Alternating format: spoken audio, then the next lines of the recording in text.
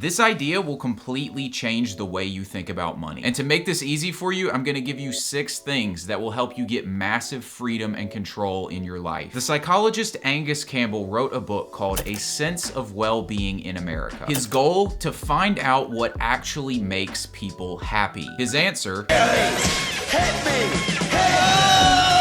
Okay, no. In fact, chasing pleasure has very little, if anything, to do with happiness. The real answer was a strong sense of control over your life. Far more than the money you make, the size of your house, or even your status, the amount of control that you feel like you have over your life is the biggest predictor of your happiness. With this in mind, we should ask, what is the point of money? For most people, the point is to buy stuff. The more money they make, the bigger the house or the nicer the car they get. But if the thing that will actually make you happy is control over your life, does this make any sense? Does it make sense to work 60 hours a week at a job you hate with a boss that's micromanaging you just so you can buy a Mercedes and impress your friends? Obviously not. Morgan Housel explains the true purpose of money best in his book, The Psychology of Money. Money's greatest intrinsic value, and this can't be overstated, is its ability to give you control over your time. Far more important than the things you can buy with money is the freedom you can buy with money. Freedom over your time, freedom to say no to things you don't want to do instead of having to listen to a boss you don't respect. Freedom to go where you want, do what you want, and spend time with who you want. Now, you might think this freedom is reserved for the ultra wealthy or for 75-year-old retirees, but that's actually not true. You can have this too. It just requires you to shift your priorities from buying stuff to buying freedom. A few weeks ago, I took a trip to Arizona to visit a friend of mine. I didn't have to put in a 2-week notice and get permission from somebody if I could go. I didn't have to be back by a certain time. I could pretty much stay as long as I wanted. We hit up Sedona, the Grand Canyon, and I got back started with my YouTube channel more seriously. I had a great time, and if you offered to double my income, but I couldn't go on trips like this and I had to spend my time in an office working a job I hated, I wouldn't take the deal. I already have what I want. Freedom. I figured this out at 20 and it changed my life forever. At the time, I was in college, but I hated it. I didn't know why I was there. In fact, I was really just there because I didn't know what else to do. I didn't want to go to class, and I'm pretty stubborn, so if I don't want to do something, I'm just not going to do it. That meant that I legit didn't show up to most of my classes. Instead, I worked out, smoked weed, and watched YouTube videos on social dynamics and entrepreneurship. Now, if we're being real, other than the smoking weed, I would say that all that stuff was actually a better use of my time than sitting around in calculus class. Nevertheless, I finished that first semester, failed a couple classes, and realized this college thing just was not working. I figured out that the reason I had no passion for college, I wasn't excited about it and couldn't get myself to show up to class,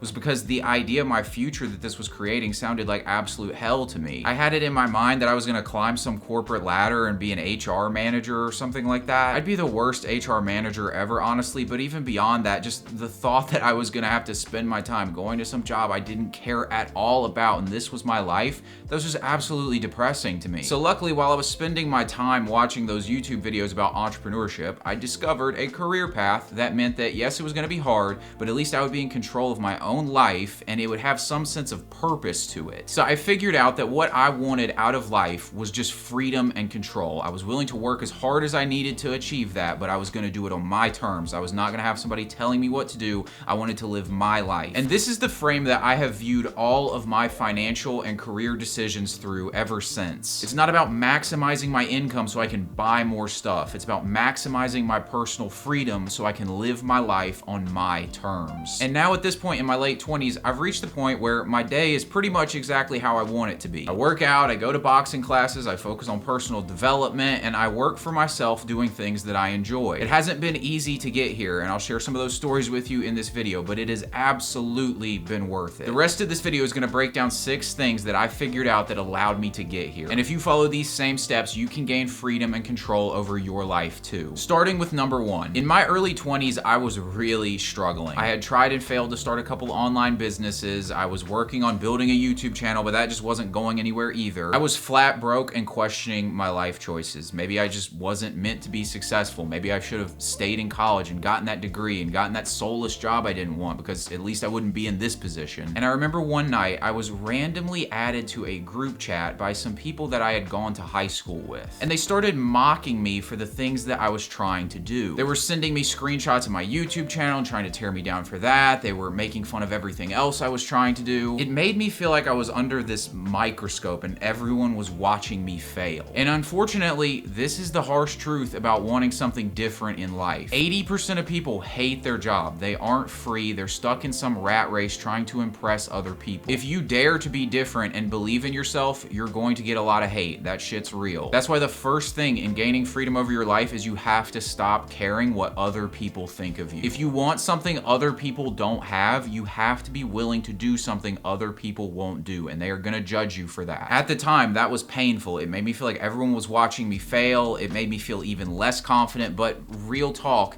it was like a Tuesday night, randomly, I think it was 11:30 when they added me to this group chat. So think about this. I hadn't spoken to these people in years, and I'm on their mind at 11:30 on a Tuesday. They didn't have anything better to do but hate on me. Am I really gonna let these people stop me from living the life I want to live? I don't even like them, and I wouldn't trade places with them if I could. Most people let the opinions of people they don't even like control their lives. Who they date, the job they get, the car they drive. I mean, it's ridiculous. How can you have freedom over your life if deep down you're a slave to the opinions of other people? And you can solve most of your financial problems by just not caring what other people think of you. The expensive clothes, the nice cars, the flexing on the gram, all this stuff is just people spending money to try and look cool to other people. Learning not to care what other people think of you is a superpower. Number 2, freedom is a continuum. Around the same time as that last story, like I said, I was flat broke and I could not catch a break. I wanted freedom and control over my life. I hated the idea of having a boss, but eventually I had to face the music and get a job. And I thought this was a huge step back, but I eventually realized it was a huge step forward. I was able to save a bunch of money, which ultimately gave me the freedom to leave that job in the future. And I was able to take the money I made at this job and invest it back into myself, which made me a better person with more skills, which allowed me to eventually get paid more doing other things that I really wanted to do. This taught me that freedom is not a black and white thing. It's a continuum, meaning you're never 100% free or 100% controlled. We're all somewhere in the middle, and your goal is to gradually move yourself closer and closer to the end of maximum freedom. And sometimes to do that, you have to give up a little bit of freedom in the short term for a bigger freedom in the long term. And that's what I did when I got that job. What you want to do is look at your situation and map out a plan to greater freedom. Most people plan their careers based around their income and the things they can buy with that income. They think about getting a promotion and they think about the new car they'll get when that happens. You want to think about getting that promotion and taking the money and investing it in real estate or into a business that you're eventually going to run full time. Something that will help you gain more freedom and control over your life. This leads us into number 3, which is don't give up freedom for comfort. When I was working that job, eventually I got to the point where they wanted to move me into a management position. The job would basically consume all my time. I'd have to stop with the other things I was doing to try and build my own business and work for myself. That would all have to end, but it would pay a lot better. And at the time, I was living with my parents, and the stigma of living with my parents was really bothering me. It was making me feel like a failure. I had a choice to make. I could take this promotion, get an apartment, but I'd be stuck working a job I genuinely did not like, and I wouldn't be able to control my own life for a very long time. Or I could quit, take the money I'd saved up, and go all in on working for myself. And I chose the latter. I quit my job, moved across the country to Houston, Texas, and started working for myself full time. And honestly, the story doesn't end with me being a multi-millionaire. In fact, for a while I was living in Houston, I was literally homeless, living in my friend's garage. But really, in that moment, I still didn't regret my decision. You just cannot put a price on waking up in the morning and knowing that you are the master of your own life. Sometimes to have freedom over your life, you're gonna have to take the hard path and do uncomfortable things. This takes courage and self-belief, but in the end, it's always worth it. Better to die free than to live a slave. Number 4, self-accountability. The sales pitch for financial freedom is usually this idea that you're sitting on a beach sipping a margarita, but that is just not how it is. The truth is, if you want freedom in your life, you have to work harder than everyone else. Nobody's coming to save you. Nobody's going to drag you out of bed and make you take responsibility for your life. The system wants to control you, so they aren't gonna help you get free either. You're gonna have to save money when everyone else is spending. You have to invest in self-improvement when other people are blowing money at the bars. You have to work nights and weekends to get your business off the ground while everyone else is watching Netflix. 6, without self-accountability, you will fail. You have to put the pressure on your shoulders. Number 5, do work that you love. As I mentioned earlier, 80% of people hate their jobs. One of the greatest forms of freedom you can have is freedom to do work that you love. This means you should pursue your interests. You never know how pursuing your interests can turn into a career that you genuinely love. With me, I've always enjoyed creating content. I've done it on different platforms. I've always had in my head the idea that I'd be creating content. I didn't know exactly what that would end up like, and honestly, I don't know what that'll look like in the future. But to this point, it has led to me running an online fitness coaching business, and currently, I work as a real estate agent, and the primary way that I get business is through posting content on Instagram. If I had wasted all my time sitting on the couch instead of pursuing my interests and getting better at things, these opportunities would not happen. And the fact that I enjoy what I'm doing makes it easier to do the hard work necessary to be successful at it. Number 6, stop spending money on things that enslave you. For most people, when their income goes up, so too do their expenses. If they have a Toyota while they're making $70K, they have a Lexus when they're making $100K. This means that no matter how much money they make, they're never actually getting any freedom. They basically become higher paid slaves. If you want freedom in life, on a basic level, you have to spend less than you make. If you have 6 months of savings built up, you can afford to say no to jobs that aren't very good and wait for a great opportunity. That's a level of freedom that somebody who's flat broke doesn't have. To stop spending money on things that enslave you means stop spending money on these silly expenses that you don't need. TV subscriptions, going out to eat all the time, a more expensive car than you need, having a luxury apartment when a basic one would do. It's about viewing your income as an investment in your freedom. Save money, invest in the stock market or real estate, and most importantly, invest in yourself. The more you improve yourself, the better the opportunities that will come to you in life and the more freedom and control you will have. And eventually, by doing this, you'll get to the point where you can have both the nice, expensive things and your freedom, but you first have to get your freedom. Thanks for watching. If you want to learn how you can get rich just by being yourself, click the video on screen.